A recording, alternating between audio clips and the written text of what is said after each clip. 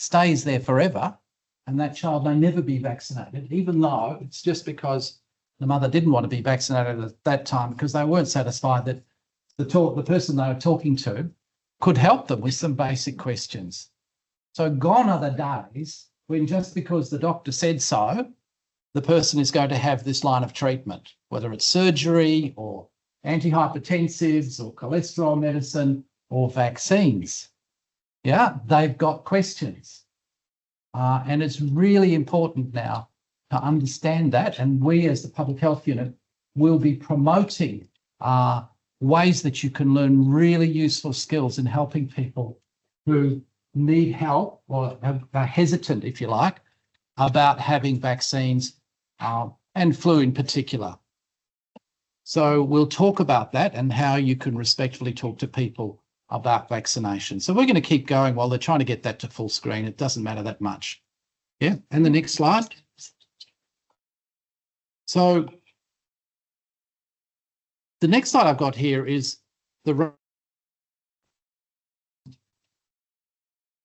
in Queensland. The dotted line across the top there is 95% coverage. That's the target.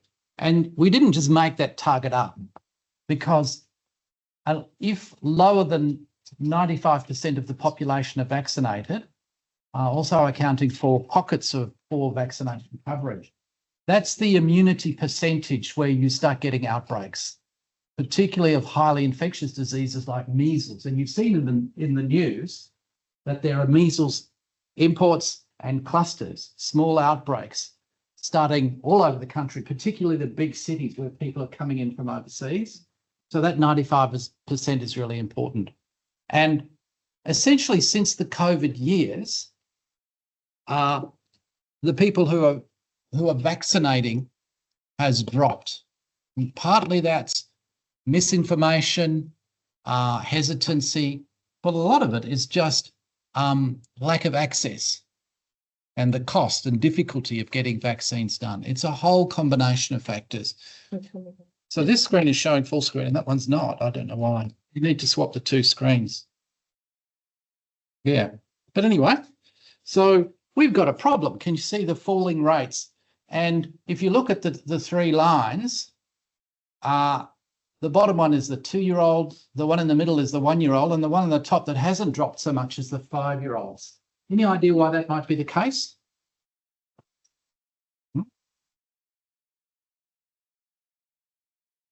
There's kids going to school or childcare. Sometimes they do catch up, these kids that are overdue. So you can imagine it's lagging for that reason. But also, if vaccinations drop, you're going to see it first in the youngest age groups because it becomes cumulative over time. So overall, it's a very worrying trend, and it's not that different in the Mackay area as well. Right, let's say that. So it's not all bad news. I wanted to show you this next slide because this is an incredible result. If people don't think vaccines work, the number of children hospitalised for respiratory syncytial virus, one of the top causes of pneumonia in children, has halved in a few years. And that's, of course, the combination of Abriso, which we give pregnant women, a safe vaccine in pregnancy, and nirsevimab, the monoclonal antibody, to mop up those whose mothers didn't get it. So that these infants are getting antibody against respiratory syncytial virus. And those top two are the trajectory in recent years, and the current trajectory, I think this is last year, is half of what it used to be. Right, so this is a big chunk of children admitted to hospital. Yeah, it's absolutely amazing. This is a highly effective process. Immunisation works. It is real world. It's not diseases we don't know about or things that have since disappeared. This is really magic, and it's made a huge difference to our paediatric wards. I'm still relying on you to change the slides at the moment. Yeah. But this next graph is all of the different age groups year by year. So kind of a stacked columns. But what it is showing is since 2020, we got improved vaccination between 21 and 22, but since then, the last 4 years, it's dropped off in every age group. Can you see that? So the percentage of people getting flu vaccination has dropped, and this is now in danger country. This is getting the attention of our top executives and the ministers and all the rest. What can we do about this?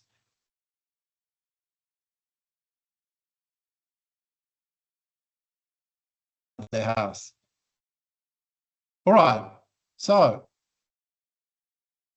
these are things that people say about flu, which are true. Which of those statements is correct?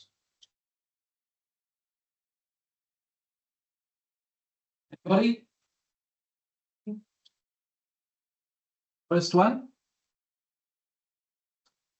Let's go to the next slide. I would pay the second one. Flu is not always a severe illness, but I can tell you. In fact, flu is probably, you and me sitting here right now, the most likely disease to put you in hospital today. And when you're a bit older, it is the most likely disease to put you into a nursing home because you can't cope at home. That disease is influenza. All right, it's not a trivial illness. So sometimes it's mild. It is true that the vaccine is not very effective. Yeah, we would love a vaccine that is, 90% effective like many of the others. But a part of the problem is the sheer diversity of circulating flu viruses, and I'll come back to that in a minute. People are tired of needles. This is what I hear, but I really don't get it. People still take all sorts of other medicines. In fact, they're injecting drugs at record rates. I don't think it's the fear of having a needle once a year that has caused this drop-off. Doesn't make any sense. You've all heard the one. Go on. Yep. No, I was going to say a lot of people say they had so many COVID vaccines that they just don't want any. Well, yeah, but that I think, yeah, that's what they're saying. that's a political thing. Yeah. Not sick of it. Oh, okay. And then vaccine made me ill. Again, there are lots of reasons. Yes, all vaccines have side effects. Occasionally you get a sore arm. Somebody might even have a fever, or a baby might get grizzly. But a lot of this is because they were about to get the flu anyway. It takes a couple of weeks to get the vaccine, and if you're in the middle of the flu season, people will come down with a cough or cold or influenza regardless. And they would have had that illness whether or not they were vaccinated. And so people need to know that. It won't stop you from getting any sniffle or cough or cold or fever. You might even get the flu. Yeah, but it wasn't the needle that gave you the flu. And then the thing that sinks my heart these days is I did my own research. It is harder than ever to get to the truth on the internet. And internet is a garbage heap.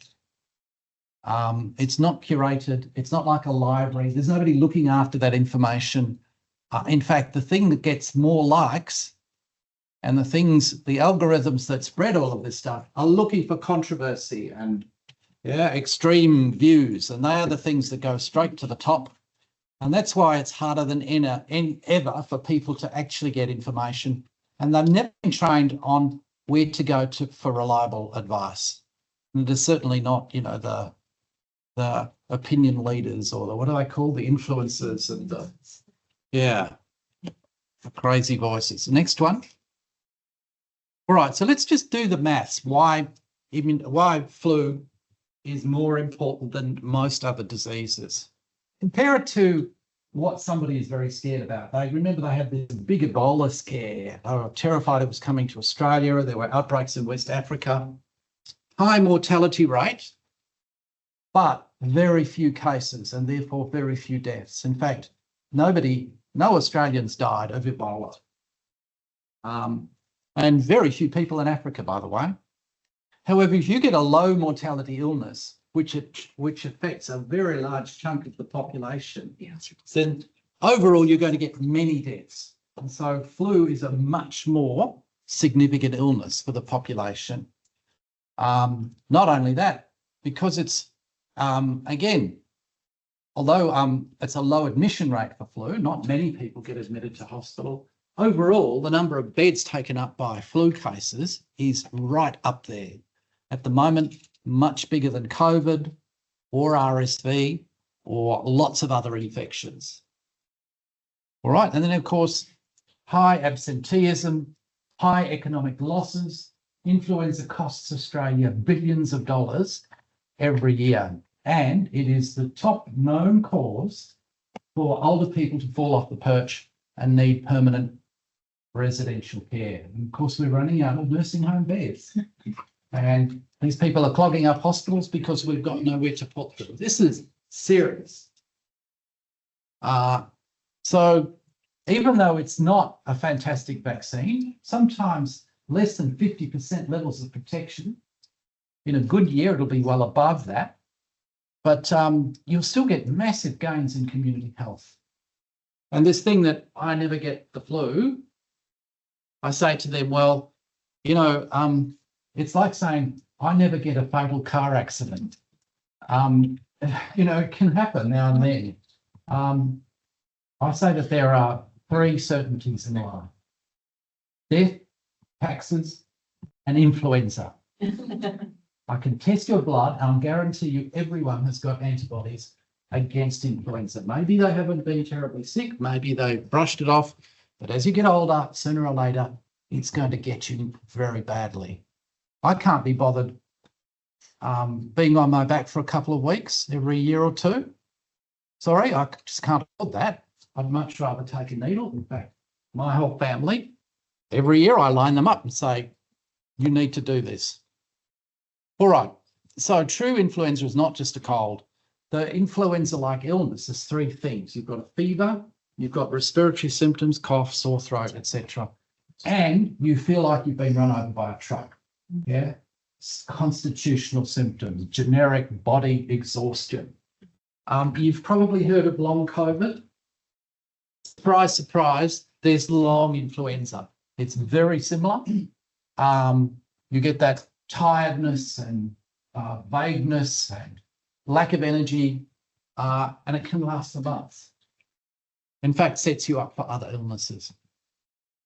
All right, so some people get pneumonia, some people it goes to their ears or sinuses, all sorts of problems that you can get.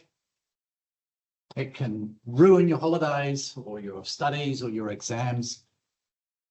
We test for flu these days by a PCR test on throat swab, or you can even do the rapid antigen tests. Now, rapid antigens are often not reported. Most people with flu don't even get tested. So the figures I'm going to give you are the tip of an iceberg. Yeah, sometimes they'll say, oh, there've been 300 deaths of flu from this year in Australia, or 400 or something like that. It doesn't sound very much, but that's of the tested people, right? If you do the modelling, which is very accurate and well understood, we estimate there's roughly 3,000 deaths a year in Australia from flu.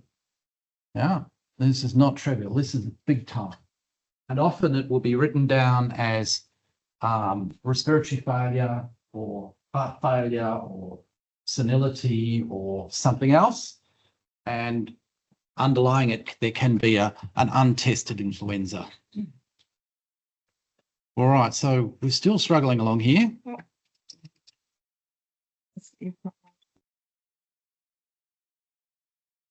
Oh, okay. All right.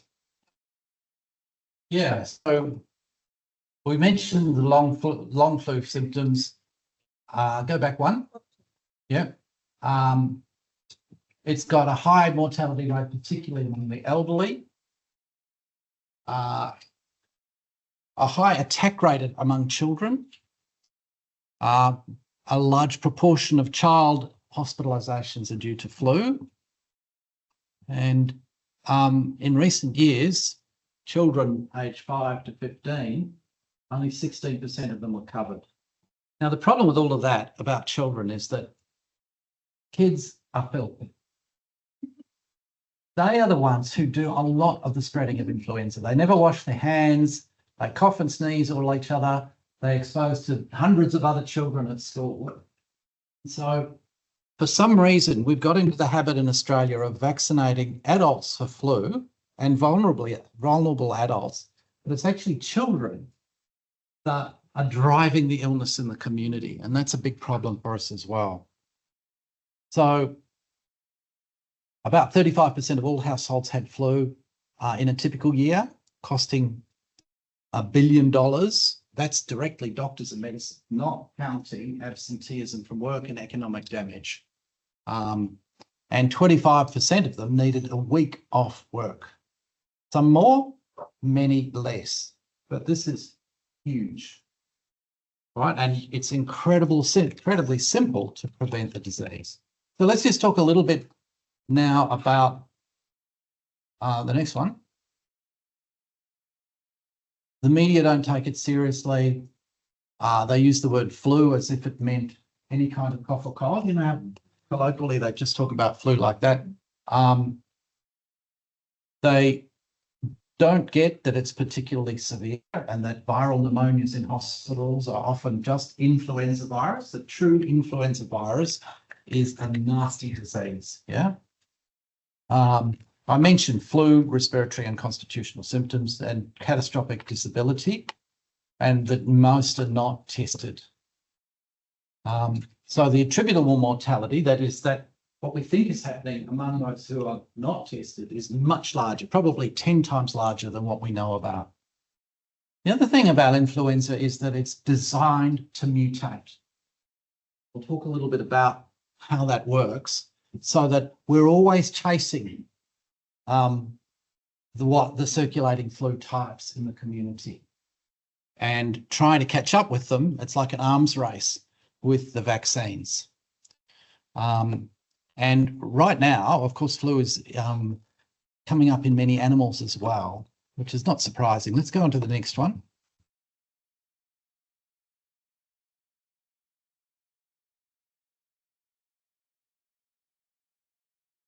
All right.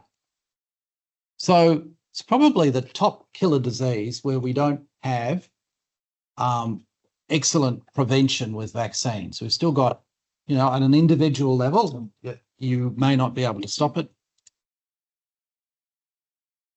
But at a population level, it's really important to vaccinate. So not only do we get ordinary flu every year, we can get pandemics going around the world. Flu is a bird disease. It originated in birds, probably in dinosaurs. It's been around for a long time. A lot of human flus actually come to us from birds or via pigs. That's why I've got bacon and eggs. You know the one about bacon and eggs? The chicken is involved, but the pig is committed.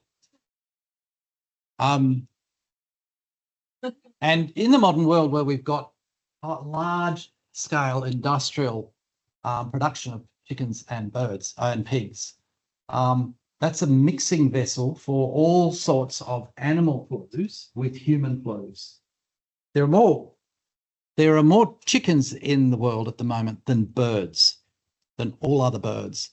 And so there's this massive industrial production of creatures that manufacture different strains of flu. Some of those flu strains work in humans and some don't, and some are constantly mutating to the point where they might start spreading among humans. And that's why you see the news stories.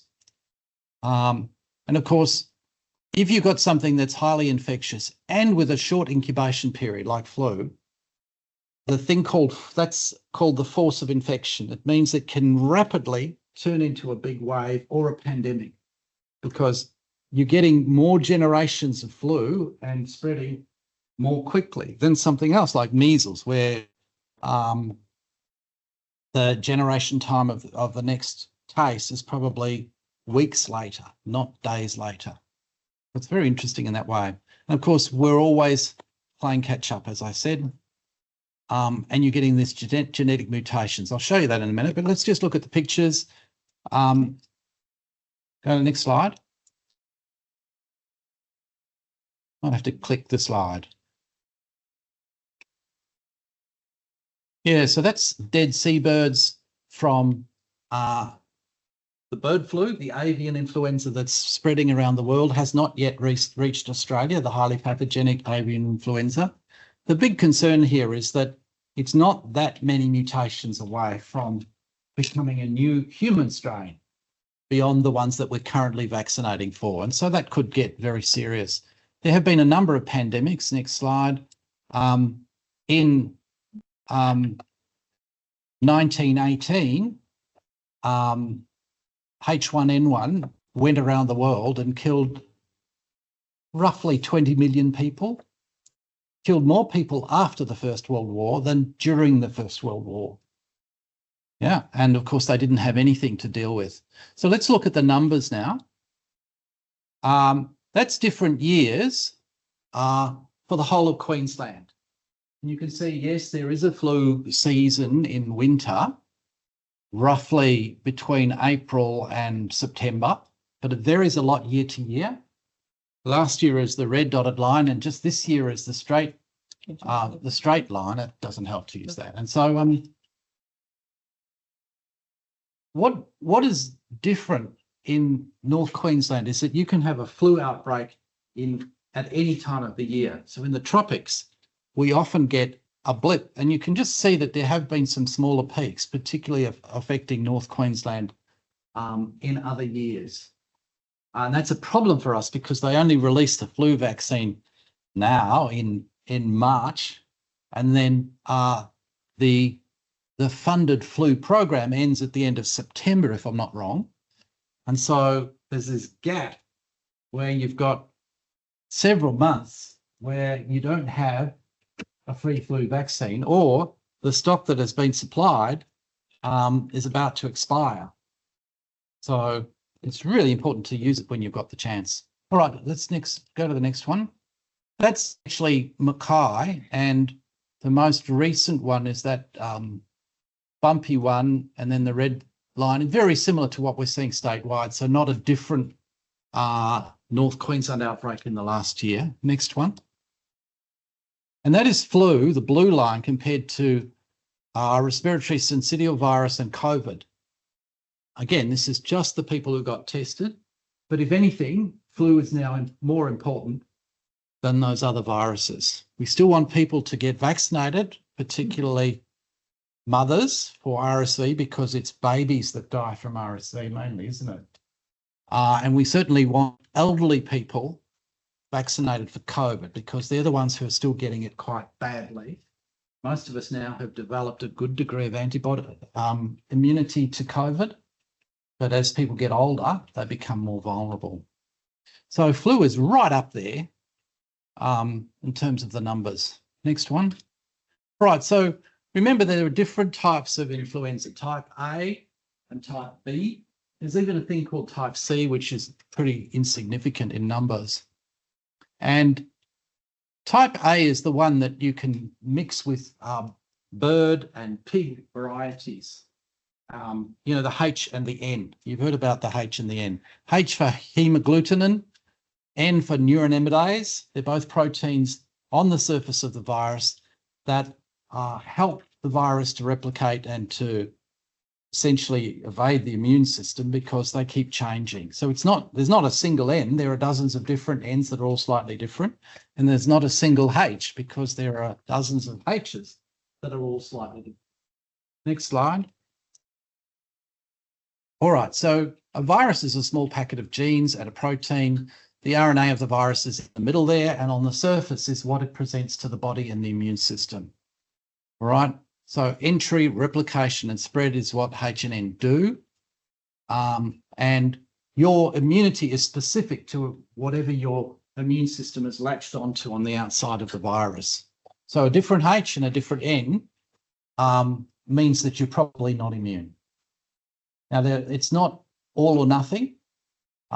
If you've got some immunity to the current Ns that are going around, then a slight difference in the virus that's circulating, you probably still will have immunity. But if it becomes significantly different over time, called antigenic drift, then you can get a flu again. But shift is when, you're suddenly getting H1N3 or H2N4 or something or other that hasn't, and then you're more likely to get a variety that goes around the world as a pandemic, if it's capable of spreading among humans easily. All right, so it's a mutation engine.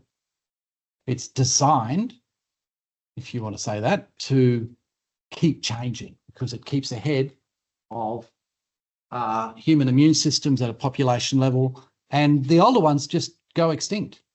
They're no longer around. In fact, that's why we've gone back to 3 component vaccines in this year's, because the Yamagata strain of B, which we used to have in the vaccine, is now no longer around. We don't need it, so we've got 3 in the current year's vaccine. Okay, and you know that it's spread by droplets. It's like, let's talk about that. It's what you're dealt. At the moment, there's H3N2 and there's H1N1 going around, and that's what we've put into the vaccine. And we're trying to get accuracy in terms of the circulating H3, H's, H1, H3, and the N1s and the N2s. You might have heard of this subclade K, H3N2, that caused a lot of damage in the Northern Hemisphere in the most recent winter. You heard of this subclade K disease that the press have been on and on about? It's a new strain, it's spreading around, it spreads faster and makes people sick. Well, in a way, yes, it's just the latest version of H3N2, and that's why they've had to change the vaccine this year to cover it. Right, so just as computer viruses, we keep having to change it. This year's flu vaccine in Australia affects the substrain K, right, that you might have heard about as a problem at the moment. Next one. Okay, spread by droplets and coughing, a bit less of the airborne spread that we worried about with measles and with COVID. Largely, it's droplets. Okay, next one. All right, so we know that hygiene works. Washing hands, not coughing and spluttering on other people, staying home when sick. In fact, all of those measures, when we implemented them during the COVID outbreak, flu disappeared. They worked better for flu than they did for COVID. And we had a year there where there was virtually no flu circulating in Australia. So we know this stuff works. Problem with flu is that you're actually infectious from the day before you become sick. And it lasts as long as you're unwell. So, it can be a week or even longer. We do have drugs, antiviral drugs now, oseltamivir mainly. But again, you have to use that within like the first 24 to 48 hours for it to really do some good. They say, if you get flu, you'll be sick for a week. But if you take Tamiflu, you'll probably be sick for about the same amount of time. All right. So this is all about just teaching the immune system to keep ahead. And we have to do it, unfortunately, every year. In fact, if money was no object, we might do it twice a year. So I shouldn't say 4-in-1 because I haven't adjusted that slide from last time I did the talk. It's now a 3-in-1 because the currently circulating strains are just the H3N2 or one of the Bs and the H1N1. This virus is so important the government is willing to pay for it for everybody, but unfortunately the Commonwealth pays for some age groups and the state is paying for the other age groups, and that's where things become confusing in general practice. Generally speaking, the side effects of the vaccine are very mild. You do not get pneumonia from flu vaccine, even though some people think that it does. All right, of course, if you do get adverse events following the vaccine, then do report them. It's nice to keep track, and certainly there are rare serious side effects with any vaccine. Next one.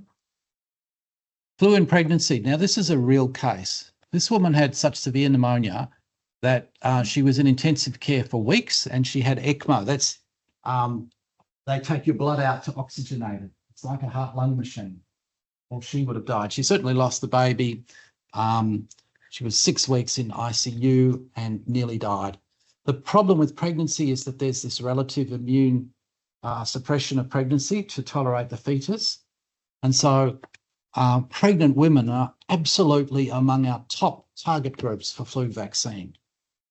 Give flu vaccine at any stage of pregnancy, every pregnancy. Yeah. In fact, if her pregnancy started last year and she got last year's vaccine, then give her a new vaccine this year. Yeah, it's serious. And of course, the other vaccines that we used to say, oh, beware with medicines and vaccines in pregnancy. We now know for a fact that the following vaccines are safe in pregnancy, and that's why we do it. Yeah, so the flu, diphtheria, tetanus, pertussis booster, and the key one there is the pertussis because the baby will be born with protection. Pertussis kills infants, just as RSV does.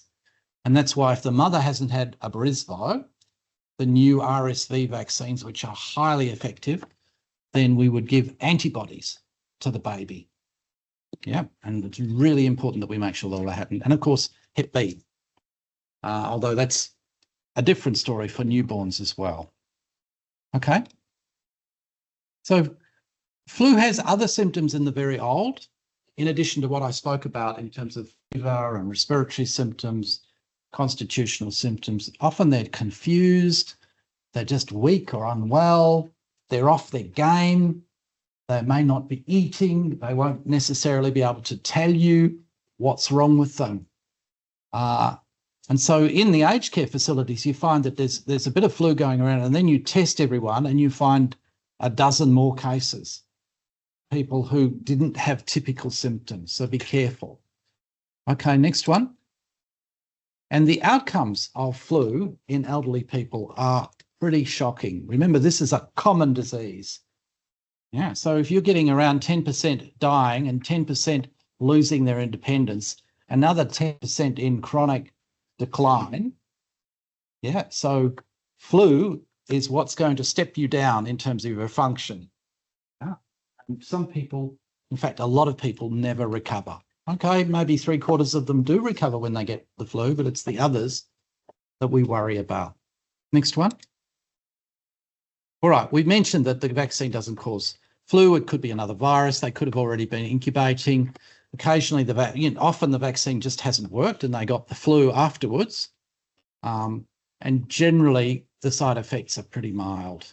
Now, rarely it has caused febrile convulsions, particularly in infants. We only recommend flu vaccine from 6 months, not younger children. And younger children anyway have usually got antibodies from their mothers.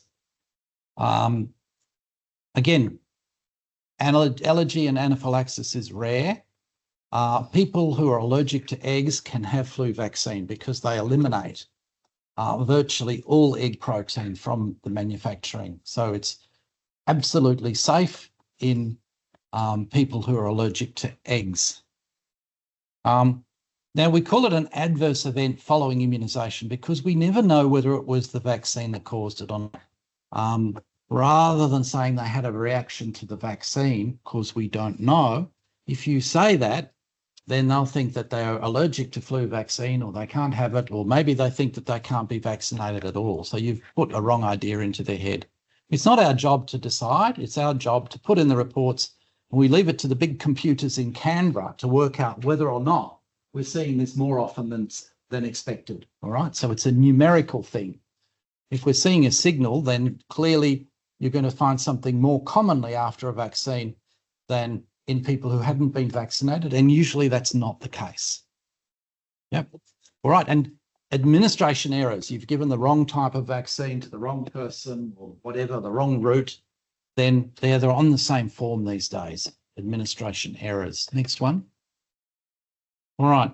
Now, one of the things that is going to confuse people is that nowadays they can grow the flu viruses for vaccines in cell cultures rather than eggs. And even it looks as if they're slightly different strains, but in fact, they are the same strains. They're just very, very slight differences in terms of what grows better in an egg versus what grows better in, it's essentially the same virus that they're using. It's just a technical thing about how it grows in the medium. These are the killed vaccines, yeah? So classical flu vaccine is grown in a medium, whether it's eggs or cells, and then destroyed so that it can't act. It's been broken into bits. Both of them are absolutely safe in egg allergy. You don't have to use the cell grown vaccine in people allergic to eggs. So why can they be offering both?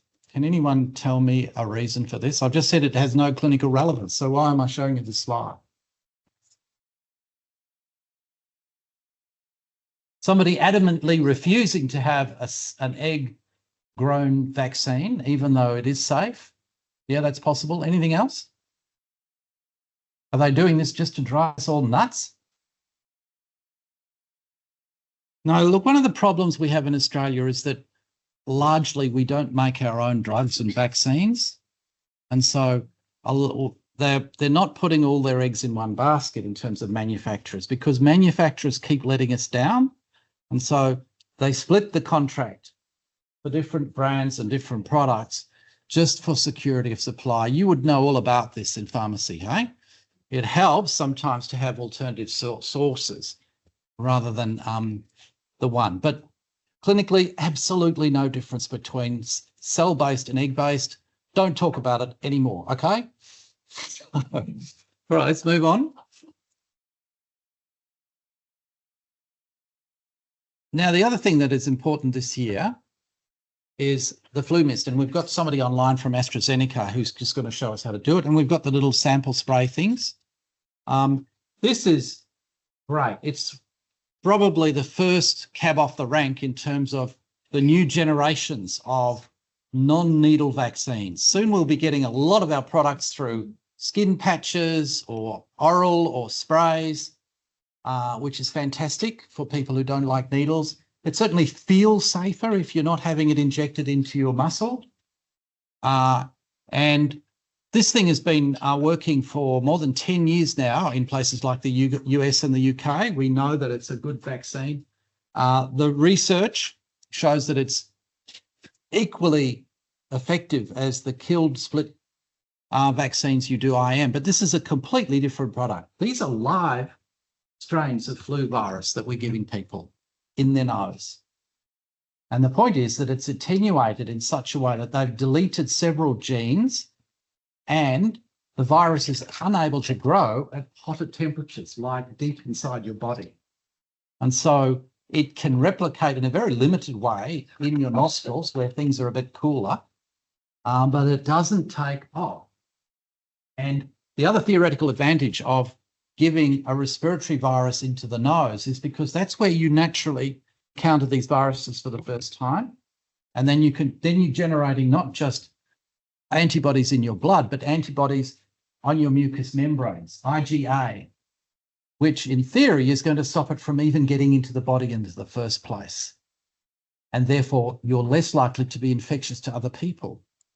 So completely different product, a live vaccine.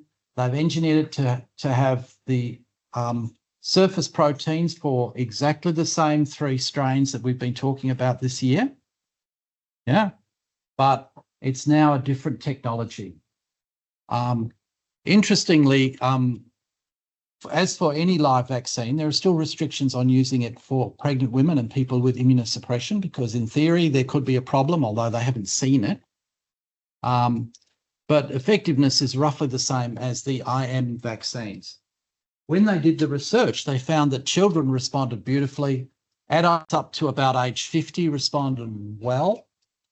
But beyond age 50, in elderly people, they weren't getting very good results. And so you can see that there's now a difference between what the research is telling us, what the vaccine is registered for, and what the government is willing to pay for. All right, so the research says it's probably going to work for anybody up to about 50 years of age. The registration in Australia is up to 18 years of age, and that's what the brochures outshine. They show this older child because anyone up to 18, you can buy it for them in Australia.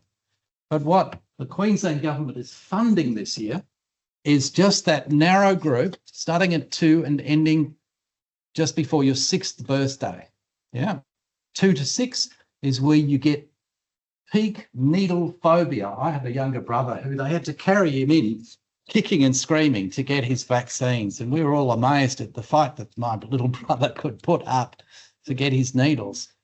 But we're hoping that this is going to really revolutionise getting kids through the door for an additional vaccine of flu. And hopefully it won't affect other people saying, why can't I get that? Well, you can, but you're going to have to pay for it. Yeah. So it'll be interesting to see how that goes.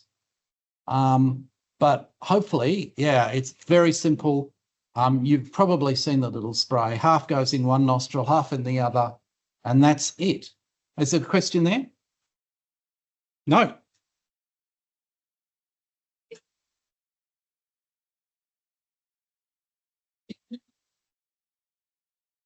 Yeah, great question. So the question is, well, what about if the mum is pregnant and you said the vaccine is not for pregnant women? We don't think these are infectious.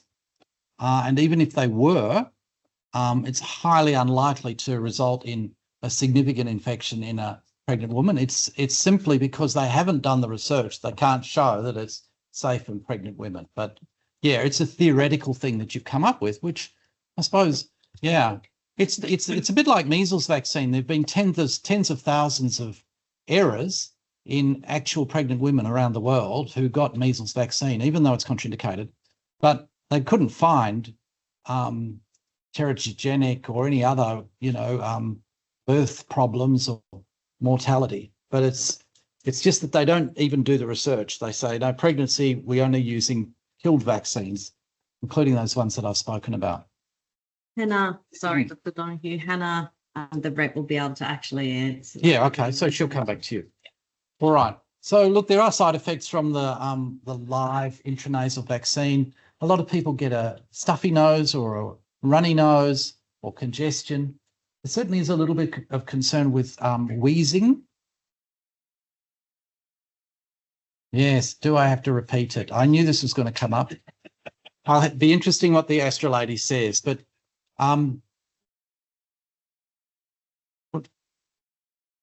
when it's a killed vaccine, it's dependent on dose. It's highly dependent on dose. And there, if they vomit it or, killed vaccines, you generally have to repeat. But for live things, all you're trying to do is establish the infection. In theory, you could even establish an infection with a tiny dose, 1/10 of that. And so it's probably unnecessary to repeat. Because all you're doing is just getting that local infection started so that they're mounting an immune response. Yeah. Now, in the past, rarely Guillain-Barré syndrome, that sort of neurological paralysis happened with older types of flu vaccines. If it happens with this new product, it must be very rare because they haven't been able to find it yet. But with any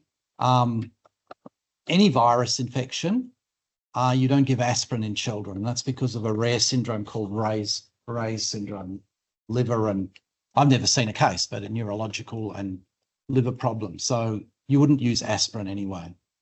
But yeah, look, I think this is fantastic, and it's probably the leading edge of a new generation of many other vaccines that won't need needles. Go on. All right. Now, the other question you always get is, what about this thing of 2 doses the first time? And again, this led to a bit of confusion. Okay. Yeah. So essentially, they're now saying 2 doses first time is only up to 2 years, unless there are medical risks when you would go to 9. But if they've had their immune system destroyed, for example, bone marrow transplant, then you would do it at any age. So the flu mist, the 2 doses first time rule applies up to 2, the same as if you were using the IM vaccine. Next one. All right. So anyone from 6 months, I don't care who funds it. Yeah, that's why the nurses are going to tell me, how you have to do the reimbursements and the claims. Honestly, I will forgive you if you use the wrong bucket of funding. Yeah, you have my blessing. If you give the flu mist to a 6-year-old, you also have my blessing. Yeah. The kid is kicking and screaming and they're 7 years old, by all means, just get it out the door. Yeah. If they're over 65, you need to use the stronger ones. And the state supplied one as the adjuvant flu-ad vaccine, but on the market there is a higher dose vaccine which you could use as well for the over 65s. But why if it's free? It's absolutely essential for those with medical risks, all elderly people, and every pregnancy. All right. Now, there's another thing you can do, although it's not funded. In fact, I did this myself last year. I had one dose at the beginning of the season and one towards the end of the season. Because I was worried about it. Next one. All right. So when should we start? Immediately. Don't wait. Some people say, oh, you should wait until we're starting our flu season. I'm sorry, these viruses are already circulating in North Queensland. So don't wait.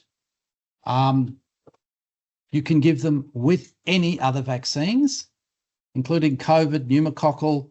The only theoretical problem here is that we know that there are new adjuvants in fluad quad and Shingrix, and we don't have data that they work together. But we certainly don't have anything saying that they don't work well together.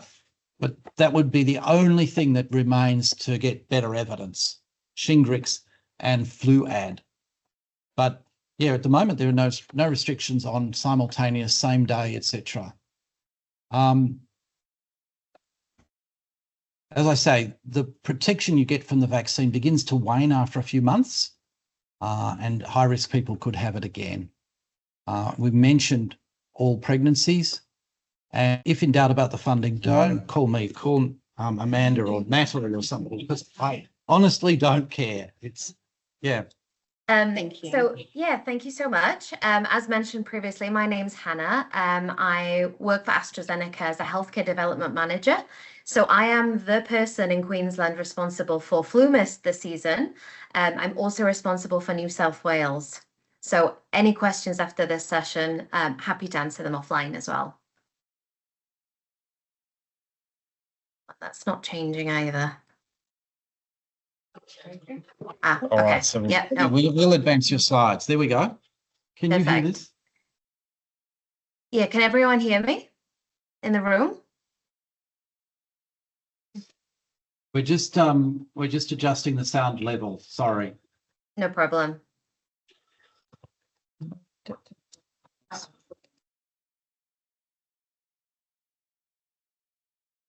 Just talk from Talk again, Hannah. Hello, hello.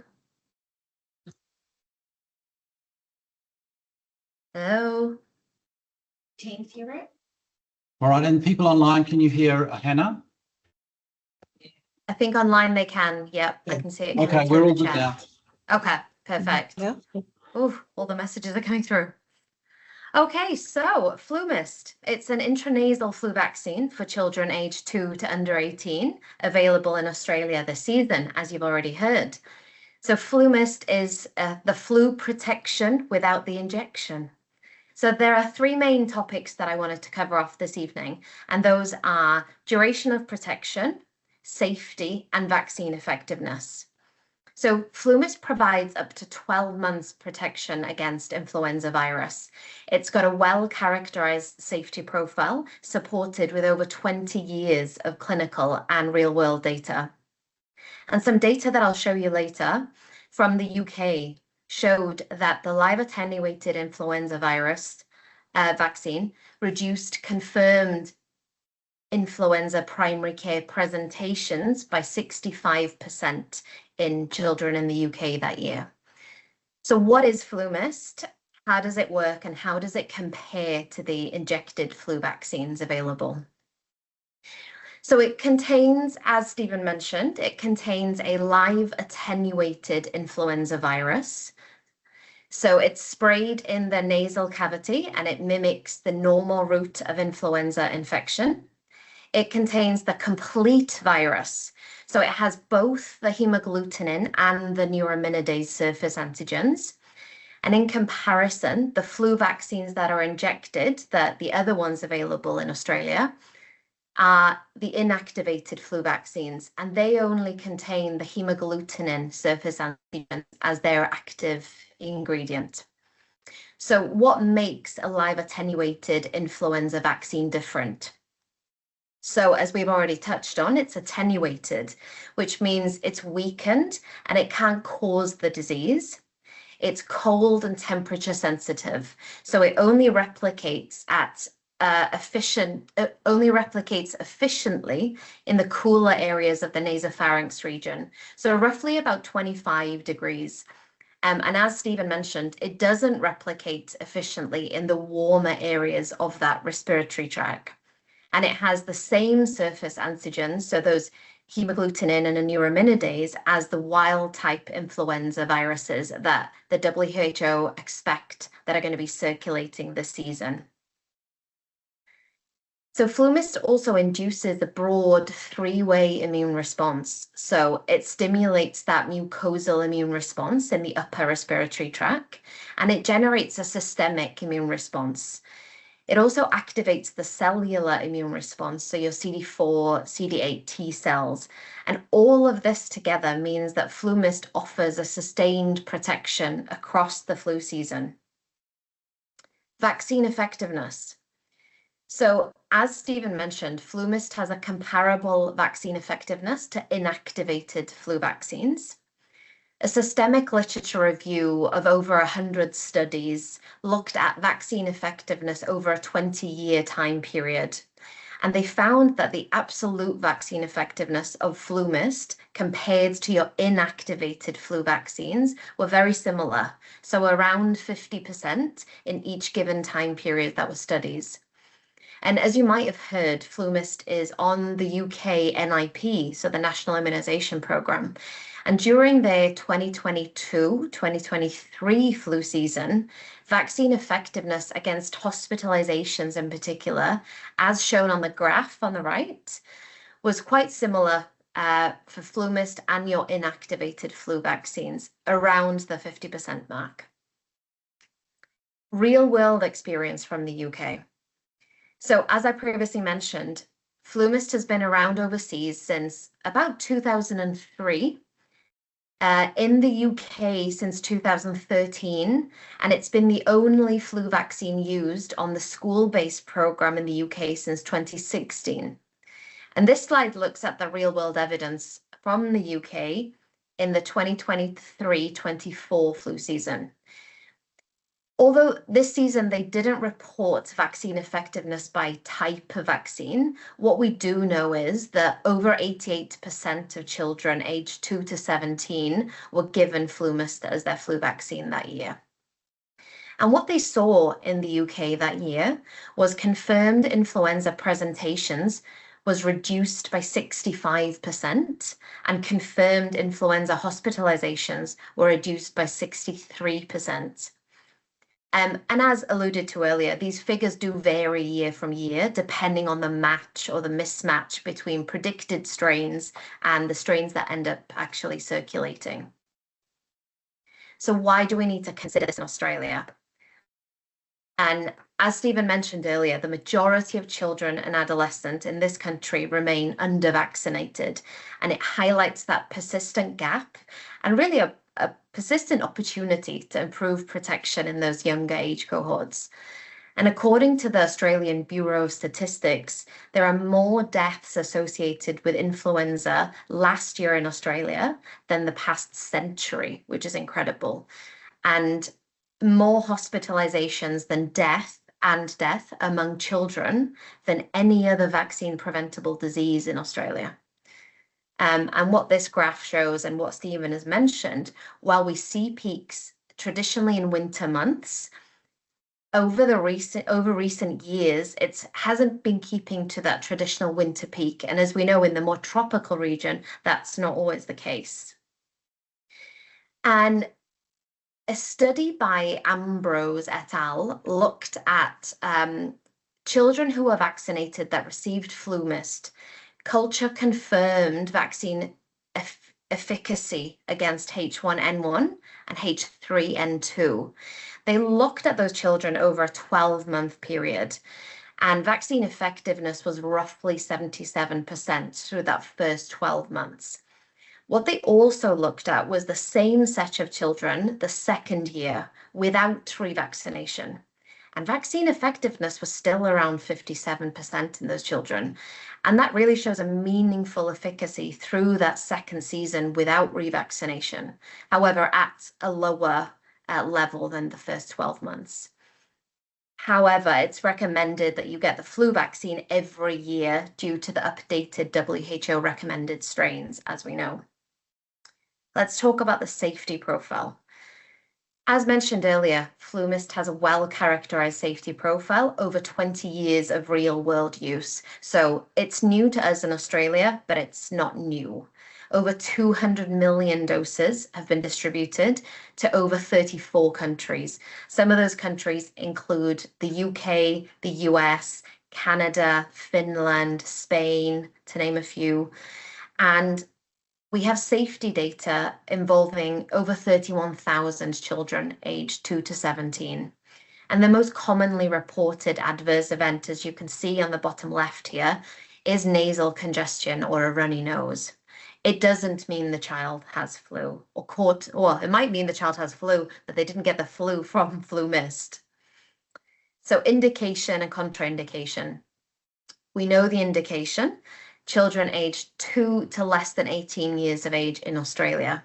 Contraindications, and I want to caveat this by saying what might be recommended in the Australian Immunisation Handbook or by NCEAS or ATAGI does slightly differ to the FluMist prescribing information. And that might be something we can discuss in the Q&A section or you want to discuss later. But the prescribing information, contraindications are children who have a severe allergic reaction to gelatin, gentamicin, or eggs. I know Stephen has touched on the egg point. Another contraindication, children who have clinical immunodeficiency due to immunosuppressive therapies. FluMist is actually well tolerated in children who are mildly immunocompromised, but it is contraindicated in children who have severe immunocompromise. So children receiving salicylate therapy, as Stephen mentioned, contraindicated, mainly aspirin. Special warnings and precaution. There is a precaution in severe asthma, and again, this does slightly differ from the advice by NCEAS and what I'm assuming will be in the handbook. There's also a precaution around children with an active wheeze, and I guess it's to consider whether that's the most appropriate time to be giving a child an immunization. However, the NCEAS fact sheets that they have online does state that asthma or wheeze, it's not a contraindication for them to receive FluMist. For children who are immunocompromised, we touched on that earlier. Children who have vaccine-induced Guillain-Barré. And lastly, as Stephen touched on, and you won't encounter this in a state-funded program, but potentially in that private market, it is a category B1 and not recommended in pregnancy. Although what I might add is, as Stephen alluded to, it has been used in pregnancy overseas, and there is no evidence that it increases risk to the pregnant person. Interactions and co-administrations. So FluMist can be given at the same time as other vaccines and at the same time as other live vaccines. And there is no time period. If it's not given with other live vaccines, there is no time period that you have to wait in order to give it. Aspirin therapy, we've touched on. Antivirals. So flu antivirals, if a child has received FluMist, becomes unwell with the flu and is prescribed flu antivirals, then consider whether revaccination at a later date is appropriate. If a child is currently taking flu antivirals, there needs to be a 48-hour window before they are vaccinated with FluMist. So let's discuss dose and administration. Again, this is where the prescribing information slightly differs to what the immunisation handbook and the ATAGI guidance says. So in Australia, currently FluMist on the prescribing information should be for children under the age of 9, 2 doses 4 weeks apart. As we know, that's not what's recommended in Australia. So moving forward, children from the age of 2 only recommended 1 dose of FluMist. State government funded programs differs by jurisdiction, as you can see, but here in Queensland, children aged 2 to under 6. There will be private market stock of FluMist available in every state across most pharmacies. And the indication will be to under 18. And Queensland Health are reimbursing up to $25, I think, through pharmacy for any children under 18 who are buying it on the private market. Storage. So it's a fridge item, 2 to 8 degrees. There can be 1 temperature excursion up to 25 degrees for 12 hours, at which point it can be put back in the fridge as long as it's used as soon as possible and no further temperature excursion is allowed. And I have an administration video to show you. So if you have some of the doses, feel free to play with them or have a look at them while I play this video, and it might engage some questions. Let me know if you can't hear the video. And just to point out, this child is receiving an actual dose. So this is a 4-year-old's actual response to receiving FluMist. And happy to take any questions. That was a whistle-stop tour. Hannah, you've taught me something. I now presume that the product is actually grown in eggs because it's live flu viruses. The irony being that if the person is severely allergic to eggs, they can't have the live FluMist, but they can have any of the killed IM vaccines, even the one that is grown in eggs, because with the dead vaccines, they are very successful at removing the egg protein. Is that all correct? That is correct in the prescribing information. I think there could be some differences in what the immunisation handbook recommends. It is under that 0.1 microgram of albumin, so it is considered from that point okay to use in people with an egg allergy. However, the prescribing information for FluMist does have it down as a contraindication. But I would check the immunisation handbook when it's released. Great. Other questions for Hannah? Are there any questions online? Might come in, or even just on the microphone? I can't quite hear. Hannah, we're just checking if anyone online wants to ask a question, or they might type it in if you can stay on. I'll tell you what. Yep. I'll get on with some of the other topics I wanted to talk about, and if you can stay there, that'd be helpful. Yeah, no problem. Thank you. That was really excellent. We're just going to unshare you and then share my slides again. Sure. And if any questions do pop up, let Amanda or any other nurses know, and they can reach out to me and answer your questions. Hannah, there's just a question here. If someone was to accidentally take that separator off and get the full 2 doses up one nostril, was there any contraindications to that? No. The child has been given the full dose, ideally 1 in each nostril, but at the end of the day, the child has been given the full dose. So correct. It's more so for surface. Sorry. What I want to talk here is more generally about immunisation. And the first thing to say about what works is the structure of how we set up our immunisation services. It needs to be ideally free and easily available, preferably bulk billed, particularly because often doctors don't spend a lot of time on this. They hand it over to other staff. Ideally, no waiting, low paperwork.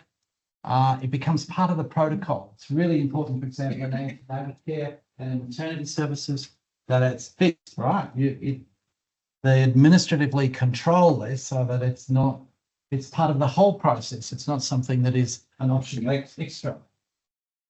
Do not hoard the patients. And now sometimes what we find is that we've got a lot of people in aged care who need to be vaccinated.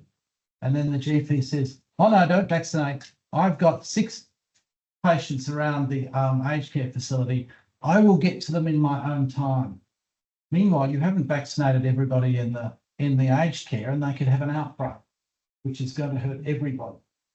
So it's all very well for GPs who want to, generate consultations and whatever, but yeah, we have a responsibility to the community and to all of the clients at those places. Just having good records, prompts and reminders really helps.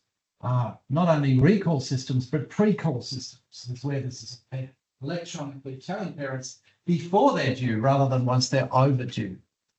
And then being a good example yourself, vaccinating yourself. I actually get myself photographed having the vaccine. So I mean what I'm saying. I'm not a fraud. And your own staff and your family, certainly the whole public health unit get their vaccines every year. And and grouping them. We've got a problem at the moment. If you're a family and you want to vaccinate, well, you have to take the children to child health, then you have to go somewhere else to get the adults. And it's ridiculous. We don't seem to have a service where anybody on any day can walk in and get any of the NIP vaccines. And then we start blaming the community when they're falling behind with their vaccinations. So this is stuff that at least the pharmacists can do that. Yeah, which is fantastic. All right, next one. All right, so let's talk about hesitancy. As I say, in the modern day, people have questions. People don't necessarily do it because the government says that this is the standard schedule, and it requires patience and care and listening. So a high proportion have hesitancy, but very few are actual permanent refusers of all vaccines. Or maybe, they want to do it selectively. Sometimes they think that it's overloading or some other story and they want to split them. We try and help people with that, but it's all pretty unnecessary. In fact, sometimes you can't split them because M and R are in the same vaccine, because we've done our work, we've done the research that shows that it works and they don't interfere or overload anything. So listening first is really important, validating people's questions, reflecting it back to them to make sure you've understood their concerns, and then saying, I promise to get some information for you or to get help if I don't know the answers. Avoid certainly different cultural and Indigenous groups. They need special care as well. And certainly at our AMSs, it's really important that we involve our health workers and practitioners. They're the people who have a lot better understanding of what people are asking or what they're saying. They've got the trust. It's fantastic now that our practitioners can actually give the jab as well as just giving the information. So that's going to be important. As I mentioned, avoiding writing off people because on one occasion they've said they don't want to be vaccinated. Yeah, there are all sorts of things going on. People change their minds. They're open to getting information. They may not want to do it at the exact time that you want to do it, but often they can come back if you leave the door open to them to have another appointment. Right? Avoid getting into long arguments with people. And it's called the correction trap. Somebody will say something and we want to immediately jump on them and tell them the right answer. No, listen carefully, validate what they're saying, ask for permission to share some information with them and provide answers to what they're asking rather than immediately reflexly trying to correct them, because people hate that and it doesn't necessarily build any trust. And then giving another appointment for continuity, even if they've declined on this occasion. Next one. Now, sharing knowledge about immunisation, SKAI, which is part of the National Centre for Immunisation Research. has some really fantastic materials. I actually went online and did this course just the other day, and I was most impressed. It does take about an hour, but they're really clear on how to work through doing that counselling well. You know, you might have been doing the wrong thing for a whole career, and certainly I suffer from the correcting reflex, you know, where you have to tell people stuff rather than listen. So they've got different things to do with people who have come in to get vaccinated. They're ready. Yeah. It's just making sure that they're consented, and that they are given information about doing it timeously at the right intervals and the right ages, ideally. Those who are hesitating or having questions, it's perfectly okay. There are ways that you can increase their confidence in you and in the vaccines, and often you can move on to vaccinate. Maybe not everything, but some things on this occasion, and then bring them back and have options for them to receive or to get help with information, or be pointed to where there are good sources, because they possibly may not know that there's sources out there that are better than Facebook or, you know, YouTube or something or other. And those who are declining, often the declining isn't permanent. You can still maintain the trust and the respect. You can still keep talking about their issues and what they want. And generally, it's a very brief consultation if you're doing it well. And you leave the door open to building trust and to them asking in the future. So I've got little brochures about those three headings, when they're ready, when they're hesitating, and when they're declining. But I strongly encourage you to get online and do the course. It's quite amazing. And yeah, I haven't actually used this in practice, but I think it's going to work. Finally, I've just got a few pictures here to show you. Oh, yeah, so this is what works in terms of hesitancy. You know, when you say to people, do you have any questions? We've even used it in this talk with me and with Hannah. Any questions? When we say any questions, it means, by the way, we're finished. Don't ask any questions. Yeah? Any questions means that's it.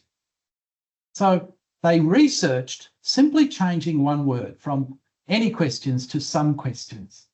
Some questions means a completely different thing. It means you're actually prepared to listen to them and address their actual questions. And it makes a huge difference. So I want to practice going home saying, do you have some questions? I should have used that in this talk, because I think I said to you before, do you have any questions for me or for Hannah? Right? It's, do you have some questions? Then you listen, you reflect what they're saying, you summarise what the issues are, you resist the writing reflex, which is telling them stuff. Yeah. Being non-judgmental, asking their permission to have an agenda, whether it's to share them some information with them now, or to refer them to somebody who knows, or to point them in the way of some good information online or a brochure or whatever. Give a firm recommendation, okay? We believe in vaccinations. Yeah, that's what the science is telling us. I've had a lifetime of experience seeing some of these terrible diseases. I know these things work, and a firm recommendation from the health workers is the biggest determinant of whether or not people vaccinate. Yeah. So at the end of the day, you are still recommending. I recommend that you vaccinate your child today, but it's their choice, right? And you respect them for that. And then if it's well done, all of this is very quick, and then you can follow up. Sometimes, in other words, doing this training will actually save you time. You think, oh, God, I've got to talk a lot to people. It will actually save you time in your consultations, and then make sure you have a follow-up. So again, the research is telling us that there are various words that are better to use. Some people, there's been so much anti-vax online that the word vaccination triggers people. So I prefer, if there's any doubt, to use the word immunisation, because you're actually helping their immune system. Yeah. So immunisation often works better than vaccine. I never say that they had a reaction, because I don't know that it was an adverse event. So I would say that they were unwell after their last vaccine, not they had a reaction. All right. If you could cut one word out of your vocabulary, it would be the word reaction, because that's a diagnostic label and they will believe that. Yeah. And then we'd rather use the full word influenza because we don't mean any old cough or cold. We mean influenza. Next slide. I'm nearly finished now. You know, from the moment a baby is born, they are learning. And our people consume a lot of material about how to grow really smart babies and how they're going to learn everything. What they don't appreciate is that their body is learning too. As immediately they're born, they are exposed to all the mother's bacteria, all the bacteria in the environment, their whole gut, and their immune system is now responding to all of these new things. This continues every single day, new things. When they're crawling around, they're putting things in their mouths. That's hundreds, thousands of new antigens every day, and they respond magnificently. So the idea that an 8-in-1 vaccine or a 4-in-1 vaccine or 3-in-1 is going to be a problem is laughable. But of course, you have to say that in a gentle way. The immune system is amazing, and we need to educate the immune system just as they're educating their brains. Next one. All right, so think about the promotional material that you have around the clinic, positive messaging, yeah, upfront about here we believe in vaccines and we use them. Next one, or immunisations. And there are various posters. I actually like that one because even though it's from New South Wales. And finally, the last one was just another picture, a reminder. So different people respond to different things, try out different promotional materials and whatever, but most of it is about how you deal with people. And we're really relying on you to get clients their flu vaccine in association with all sorts of other opportunities. I'm going to stop there and just check if there are some questions. Some questions for Hannah. Are you still there, Hannah, or myself? Yes, I'm still here.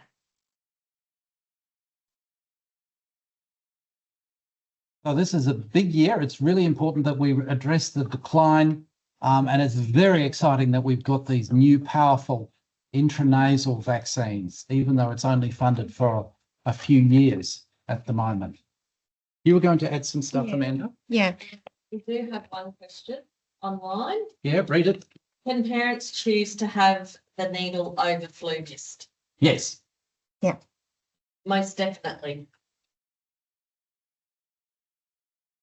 Thank you so much, Dr. Donoghue. We really appreciate that. Very in-depth education session, and also thank you to Hannah online. That was fantastic presentation, and I feel like everyone got a little bit out of that as well. I hope you don't mind, but we might just go just a couple of minutes over, just to go over our Queensland influenza vaccination program and obviously the eligibility. So we're just going to skip through. Obviously, you've already got all the information provided to you. Highly encourage you all to visit Queensland immunisation website. It has all the tools. It has all the information. You've got the, it's got two programs. So it's got the 2026 influenza program, and then it's actually got the flu mist program underneath that. So you'll all have the opportunity that whoever's attended here today has grabbed one of the eligibility and product selection tools, which is very handy. Can I just add in? Yes. Again, the table that you get from the Atagi statement of about 8 different products. We don't love. We don't love it because it's highly confusing. And that's because of diversity of suppliers, and also only some of them are in the NIP or the Queensland funded bucket, and preferably you use those. But honestly, I don't care. It's simply about the funding. And if you make an honest mistake, we will forgive you. That's right. Go ahead. And so one thing I'd like to just highlight, as Hannah said, the flu mist is 1 dose. So even if it's their first dose, they will be getting the 1 dose over 2 years of age. Anyone from 6 months to 2 years will still require the 2 doses for their first immunisation, and that is 8 weeks apart. It used, as you know, like it was under 9. Now it's from 6 months. Am I right, Yvonne? Sorry, 4 weeks apart. Yes. Sorry, I was thinking about something else in my head actually. So thank you for that. So yes, so they will still require the 2 doses, 6 months to 2 years, and then after that one dose. Yeah, can you see that ATAGI has now harmonised what we're saying about the IM and the flu mist? Because flu mist starts at 2, you don't normally have to do it twice, although the product information recommends it for slightly higher uptake rates immunologically. It is a more expensive vaccine, and of course there are limits to what the state can spend. So yeah, it's less than 2 that for most people that you have to think about 2 doses the first year. And that will be, that's okay, thank you. So that's the Vaxi group that's funded for that age group. The flu mist from age 2 to 5, as Hannah has described, intranasal administration, single annual dose for those age groups. It is funded from 2 to 5. It is available on the private market up to the age of 18. Yeah, well, 2 to 5 means before your 6th birthday. Correct. Yeah. So 5 and 11 months and 30 days is fine. So then you've got your 5 years to less than 65 with the flu cell vax and Vaxi group. That's under the NIP, obviously. Oh, sorry, the NIP funded is the Vaxi group for Aboriginal Torres Strait Islander, pregnancy, any age, and people with medical conditions predisposing them to severe influenza. And then the 65 and over is your NIP funded. Obviously, we are always available for any questions with regards to the program. We are also happy to assist with any problem, like All right, escalating. the initial. Oh, sorry. slide. We'll keep going. So the eligibility for the flu vaccine in terms of pregnancy, predisposing conditions in Aboriginal or Torres Strait Islander is the Commonwealth money. Yes. But the state money means you can just give it to anything. Yeah. So the state In that money age group. fills in all the gaps. Anybody over 6 months No, can the get one a flu before. vaccine. And they can have if they're under 18. No, On, No, on state.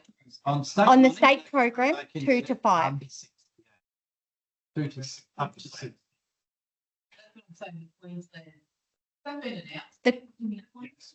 The Queensland free flu is from March the 1st. No, No, flu list is no. paid for by the state government between 2 years and 6. Yes. So every single person in Queensland can have a free immunisation. Flu mist is funded 2 to 6 only. It is registered. No, it's not. It's not. They will need to, I believe, you know, Hannah's let us know, obviously, places like Chemist's Warehouse and things like that will be stocking that. Yeah. Terry White. Yes.